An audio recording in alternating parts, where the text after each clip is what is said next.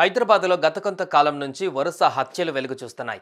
ఒకటి తర్వాత ఒకటి వరుసబెట్టి జరుగుతుండటంతో నగరవాసులను భయాందోళనకు గురి చేస్తున్నాయి.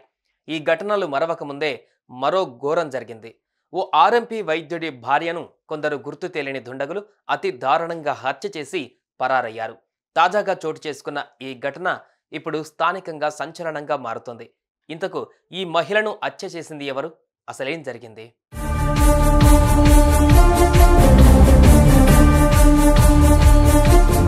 యూసఫ్గూడ నవోదయ కాలనీలోని ఫ్లాట్ నెంబర్ 36లో 2వ అంతస్తులో ఉమామహేశ్వరరావు సుధారాణి దంపతులు నివాసం ఉంటున్నారు. వీరికి కూతురు రుద్రారాణి, కుమారుడు శ్రీకర్ చంద్ర సంతానం. భర్త ఉమామహేశ్వరరావు ఎల్లారెడ్డిగూడ దేవాలయం పక్కన అమ్మ క్లినిక్ పేరిట ప్రాక్టీస్ చేస్తున్నాడు.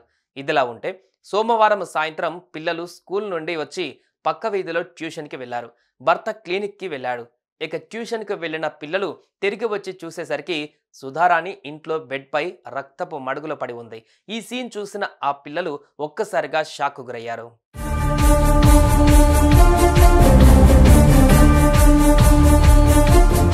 వెంటనే పక్క ఫ్లాట్లో ఉన్నవారికి తెలియజేశారు. స్థానికులు అప్రమత్తమై ఆమె భర్త ఉమామహేశ్వరరావుకి సమాచారం ఇచ్చారు. ఇక దీనిపైన సమాచారం అందుకున్న జూబ్లీహిల్స్ పోలీసులు ఘటనా స్థలానికి చేరుకొని సుధారాణి మృతదేహాన్ని పరిశీలించారు. ఆ మహిళను కత్తితో గొంతు కోసి హత్య చేసినట్లుగా పోలీసులు నిర్ధారించారు.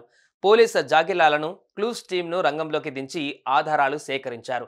అనంతరం ఈ ఘటనపైన కేసు నమోదు చేసుకున్న పోలీసులు దర్యాప్తు చేస్తున్నారు.